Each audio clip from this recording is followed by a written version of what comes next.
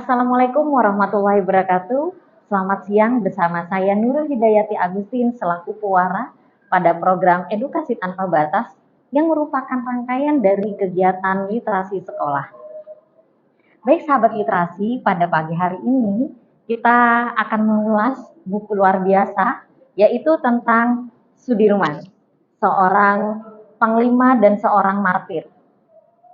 Dan buku ini akan diulas oleh Bapak Budi Handoko, di mana Bapak Budi Handoko di sini selaku Wakasek Kesiswaan di SMA Negeri 2 Sumeneb, sekaligus beliau guru sejarah. Jadi wajar jika beliau, kumpulan buku beliau itu adalah sejarah. Seperti itu ya Bapak ya. Selamat pagi Bapak Budi. Selamat pagi, Assalamualaikum. Waalaikumsalam. Monggo Pak Budi, kita langsung membahas tentang buku luar biasa ini, yaitu Bapak Jenderal Sudirman ya Pak ya, yang biasa kita kenal. Baik Bapak, monggo. Terima kasih. Pada kesempatan pagi hari ini mungkin terasa agak berbeda. Kenapa berbeda? Ini kok tokoh yang ditampilkan adalah seorang militer. Kok sepertinya memang tidak nyambung. Tapi saya perlu mengangkat buku ini dalam artian ini memang buku yang terasa beda buat saya. Dalam artian secara pribadi tokoh ini memang ada kaitannya dengan salah satu langkah dalam kehidupan saya, khususnya dalam bidang akademis. Karena saya ketika kuliah itu mengambil sebuah judul skripsi yang berkaitan dengan tokoh yang ada dalam buku ini, yaitu tentang Pak Sudirman. Sehingga dalam skripsi saya itu ada sebuah kalimat yang mungkin umum bagi masyarakat Jawa, dan itu ada dalam rumah kediaman Pak Dirman, yaitu tertulis sebuah prinsip, yaitu sepi ing pamrih rame ing gawi. Dalam artian, ya betul, jadi artinya yang sangat perlu ditonjolkan dalam artian adalah bicara seperlunya, tapi kerja secara maksimal. Sehingga betul-betul kita bisa artinya mengangkat sebuah profil yang low profil, tetapi produktivitasnya luar biasa. Begitu Ibu. Baik.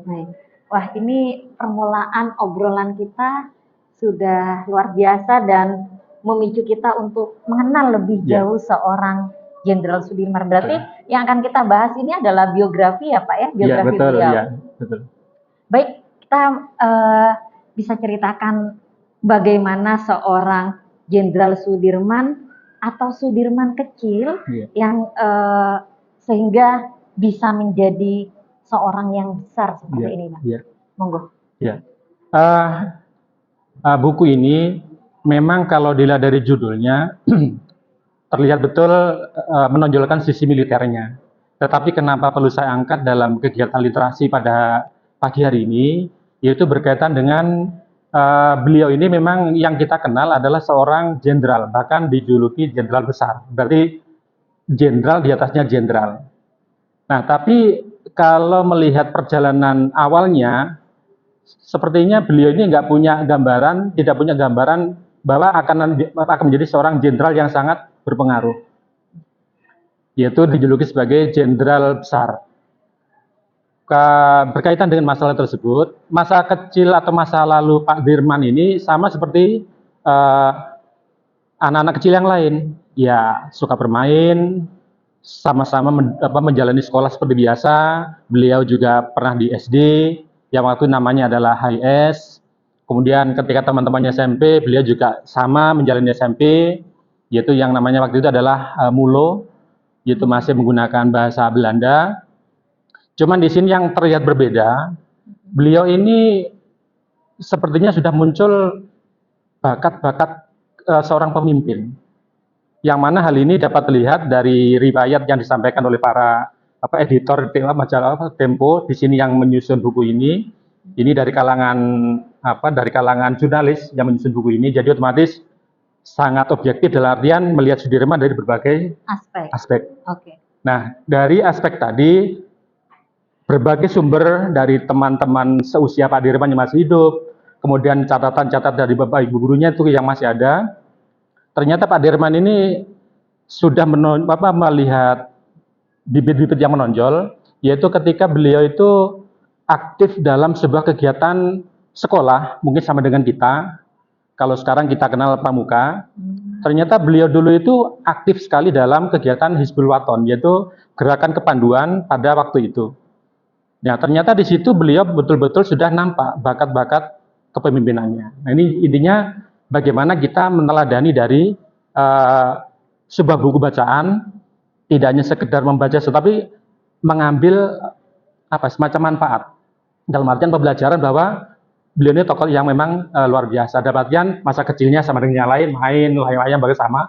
Cuman ketika di sekolah, beliau sudah mulai aktif dalam kegiatan intrakurikuler, yaitu kepramukaan. Atau kalau sekarang pramuka, kalau dulu kepanduan atau Hizbul Waton. Kemudian SMP-nya ini ternyata bibit kepemimpinan mulai semakin terasa karena ada pada sebuah lingkungan pendidikan yang ketemu dengan guru-guru yang memang juga luar biasa. Jadi inilah sebuah proses yang luar biasa dari sebuah pendidikan. Jadi ada proses yang berkelanjutan. Ternyata semasa SMP beliau ini istilahnya dididik oleh guru-guru yang selain hanya masalah tentang akademik saja, tetapi juga menonjolkan satu pendidikan keagamaan dan juga tentang nasionalisme. Jadi ini yang akhirnya membekas dalam pribadi seorang Sudirman. Selain sekolah seperti teman-teman yang lain, tapi beliau juga mendapatkan bimbingan dari guru-guru pengajarnya, yaitu materi tentang keagamaan dan juga tentang nasionalisme. Nah, ini yang kemudian semakin melekat, bahkan sampai beliau menamatkan SMP-nya, kemudian beliau masuk ke sebuah sekolah namanya HIK, itu sekolah guru bantu istilahnya. Kalau sekarang mungkin SPG, ya sudah tidak ada. Nah, di situ sangat terasa gitu. Jadi di situ hanya yang terlihat adalah profil seorang pelajar seperti pada umumnya dan hanya istilahnya mengarahkan jalannya menjadi seorang pendidik, menjadi guru. Oke. Gitu. Baik, Pak Budi, kalau kita melihat dari Jenderal Sudirman, tadi dijelaskan bahwa kepemimpinannya itu terlatih, terasa ketika beliau mengikuti panduan atau Hizbul Waton seperti itu. Nah, Hizbul Waton ini kan banyak nih Pak yang ikut ya.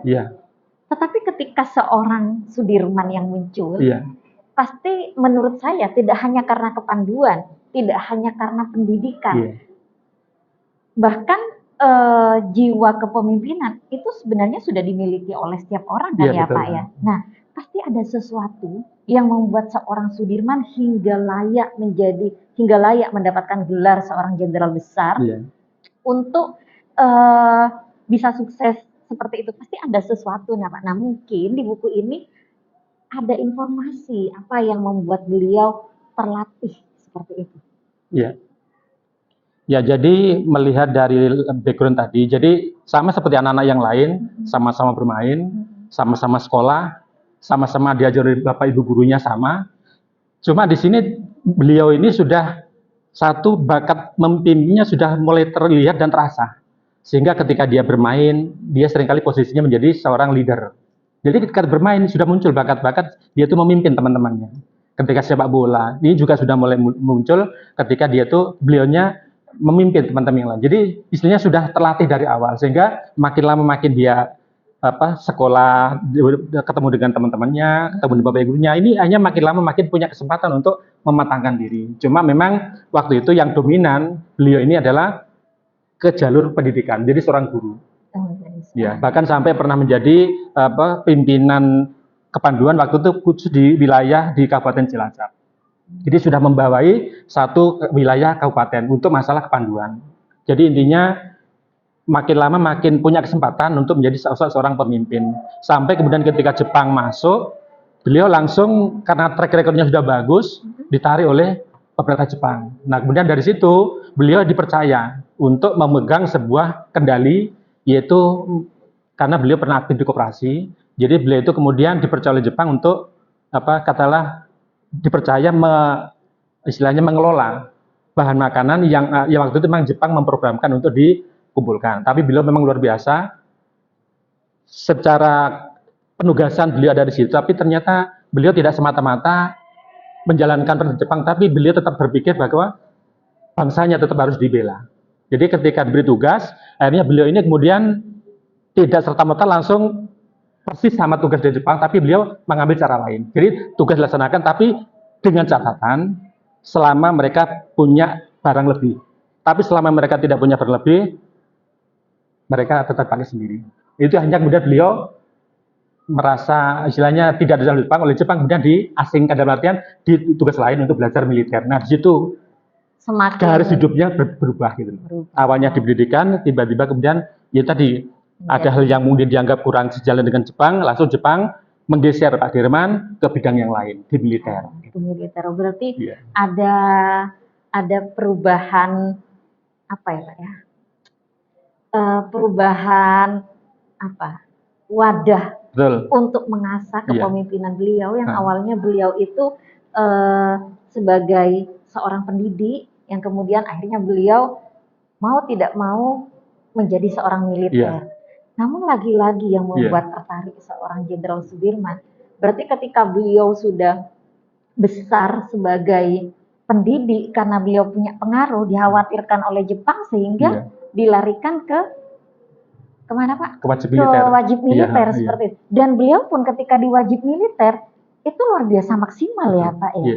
Nah, berarti ketika saya mengambil ada satu nilai atau ada satu kebiasaan, beliau selalu memaksimalkan dimanapun tempatnya. Begitu ya Pak ya. Betul. Memaksimalkan potensinya dimanapun beliau berada. Iya, dimanapun berada. Luar biasa beliau ini. Iya. Dan saya itu Pak, kalau boleh sedikit cerita, sekitar 5 tahun yang lalu saya juga pernah diberi kesempatan untuk menikmati jejak Sudirman. Jadi dari Jogja, bagaimana Napak Tilas hingga ke Jawa Timur, bagaimana perjalanan beliau, dan saya tuh sempat menangis di hutan ketika merasakan beliau yang ditandu. Saya saja yang melakukan perjalanan dengan kondisi sehat. Saya merasa bahwa saya capek gitu. Tapi ketika mengingat ini perjalanan seorang jenderal yang informasinya paru-parunya satu ya Pak ya, ketika hanya satu yang sehat, bisa kondisi dingin, saya sendiri itu menggigil bagaimana beliau gitu Pak. Nah, menurut Bapak nih, jika dilihat dari seorang Jenderal Sudirman, apa yang bisa kita pelajari Pak dari beliau selain perannya dalam perjuangan kemerdekaan ini, sehingga bisa dinikmati oleh sahabat literasi yang sekarang sedang mendengarkan kita Pak. Monggo Bapak. Jadi berkaitan dengan biografi beliau ini, memang sekali lagi yang banyak di kalangan bangsa Indonesia, masyarakat Indonesia adalah beliau aktif di militer.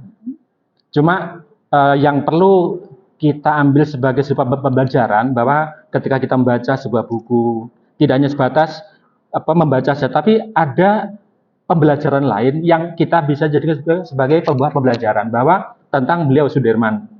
Nah, ketika tadi Ibu sudah menyampaikan bagaimana ketika merasakan sendiri Napak Tilas di jalur yang pernah dilalui beliau, bahwa dalam kondisi saja kita sudah merasakan betapa capeknya. Padahal ketika waktu itu sedang terjadi, mohon maaf di sini, beliau memang seorang jenderal dan sebetulnya layak dapat layanan terbaik sebetulnya. Betul. Tetapi keadaan mengharuskan beliau untuk mengambil sebuah pilihan.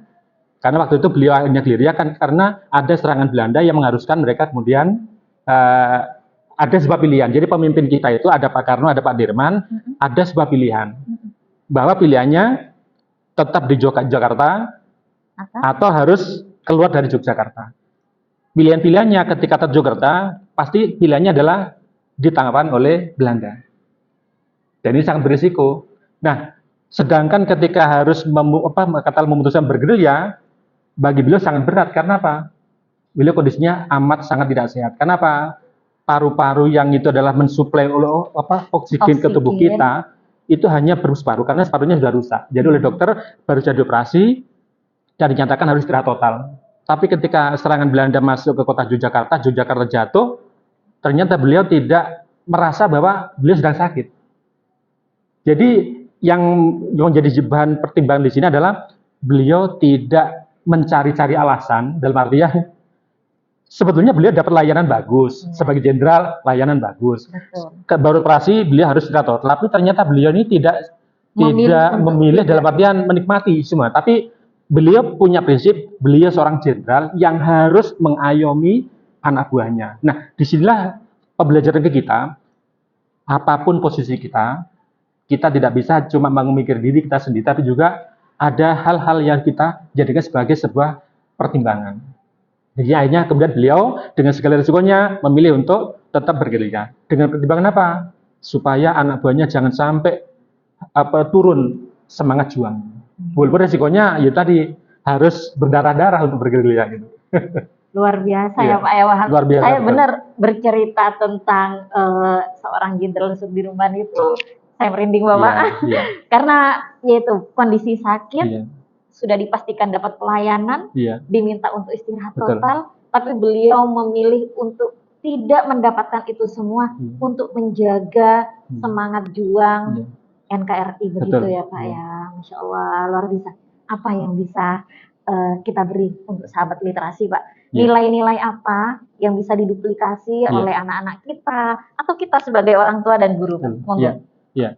Jadi ketika buku ini kita baca dari awal sampai akhir, memang beliau tetap manusia biasa, ada kelebihannya, tetap ada kekurangannya. Tapi sebagai sebuah manusia yang selalu belajar, kita mengambil manfaat dari dua hal tadi. Dari positifnya kita kembangkan terus semangat yang positif, ketika hal yang sifatnya negatif, jangan sampai itu telah. Itu kan prinsip kita belajar dari sejarah. Betul Pak. Nah, berkaitan beliau ini, bahwa apa yang harus dijadikan sebagai pembelajaran kita dari tokoh Pak Dirman ini, yang pasti yang ini adalah pantang menyerah. Pantang menyerah. Jadi intinya beliau tadi dikatakan sebetulnya sebagai jenderal dapat layanan maksimal. Betul. Baru operasi total, butuh istirahat total juga, tapi ternyata beliau tidak mengambil itu. Intinya apa? Beliau lebih mempertimbangkan ada hal yang lebih penting lagi, yaitu kepentingan bangsa dan negara.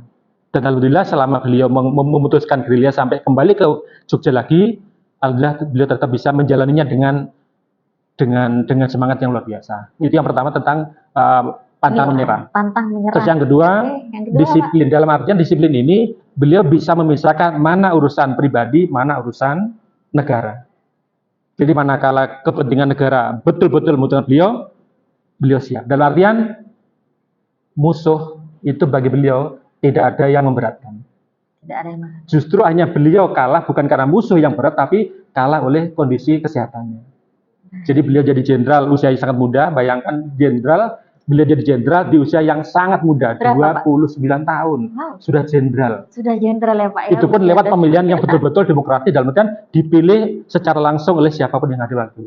Padahal ketika diangkat sebagai jenderal, beliau harus berhadapan dengan seniornya yaitu Pak Urip, itu usianya sekitar 50-an lebih, Pak Dirman baru separuhnya. Tapi ternyata para perwira yang hadir sepakat untuk menjadikan beliau. Jadinya Pak, itulah pentingnya kita memaksimalkan kita.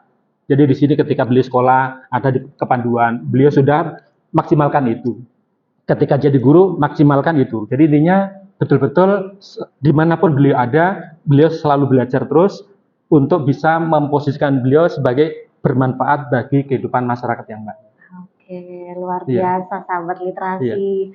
Jadi dari obrolan kita pada pagi hari ini banyak hal yang kita dapat dari seorang Jenderal Sudirman ya. Yang pertama tadi dijelaskan oleh Pak Budi bahwa pantang menyerah. Jadi nilai yang pertama adalah pantang menyerah dari apa yang sudah diperjuangkan dalam kondisi sakit dengan satu paru-paru, napak tilas dari Jawa Tengah hingga Jawa Timur. Ya Allah, luar biasa. Balik lagi loh Bu. Balik lagi dengan jalan kaki. Saya sendiri merasakan napak tilas yang seperti itu sampai menangis karena capek. Tapi kalau ingat Pak Dirman, Pak Dirman yang kondisi ditandu, kondisi separuh, tidak menangis, malah saya menangis gitu ya Pak ya, di usia saya waktu itu juga 26 mungkin. Nah, kemudian nilai yang kedua disiplin. Ini yang bisa kita pelajari bahwa ternyata seorang Pak Dirman dimanapun tempatnya, beliau akan disiplin dengan tugas-tugasnya, beliau akan disiplin mana tugasnya sebagai seorang dia mungkin seorang pribadi, mana tugasnya dia sebagai seorang pemimpin. Betul. Seperti itu. Dan itu kita bisa lihat ketika beliau terpilih sebagai seorang pendidik, beliau berkiprah benar menjadi Betul. seorang pendidik. Ketika seorang pemimpin militer, beliau pun memaksimalkan potensinya sebagai. Nah, ini juga bermanfaat bagi kita, bagi Ibu dan Bapak Budi sebagai seorang guru, dan kalian sahabat literasi, anak-anak Ibu yang berada di sana juga perlu memaksimalkan potensi ini, bahwa dimanapun tempatnya maksimalkan yang ada. Ada ekstrakurikuler di sekolah, Betul. dimaksimalkan, jangan dianggurin, begitu ya. Betul. Jadi dimaksimalkan agar apa? Agar potensi-potensi yang ada dalam tubuh kita ini itu maksimal, seperti kepemimpinan, kemudian rasa tanggung jawab, belajar komunikasi, dan luar biasa. Terutama seperti adik-adik multimedia yang sedang mendampingi kita ya Pak ya, mereka sudah mengoptimalkan potensinya untuk media ini. Nah, dan ada yang menarik untuk ini juga Pak. Tadi Bapak mengatakan bahwa bicara seperlunya, kerja maksimal. Ini adalah bukti konkret seorang Sudirman. Betul. Begitu ya Pak ya. Baik, ada closing statement Bapak. Satu kata saja yang bisa untuk menguatkan obrolan kita. Mungkin agak berbeda, ada sebuah peribahasa, tidak ada rotan, akar pun jadi. Betul Pak. Bisa turun lagi, tidak ada akar, lidi pun jadi. Belajar Pak Dirman sepertinya ini masih kurang. Apapun harus jadi. Apapun harus jadi. Berarti benar bahwa beliau menurunkan grade lagi, apapun bisa jadi. Jadi tidak ada yang tidak mungkin. Begitu ya Pak. Betul. Ya. Itu saja kesimpulan pada obrolan kita pagi hari ini, sahabat literasi. Terima kasih banyak, semoga bisa menginspirasi dan membuat kita menjadi jiwa-jiwa yang lebih baik lagi. Baik Bapak, salam literasi.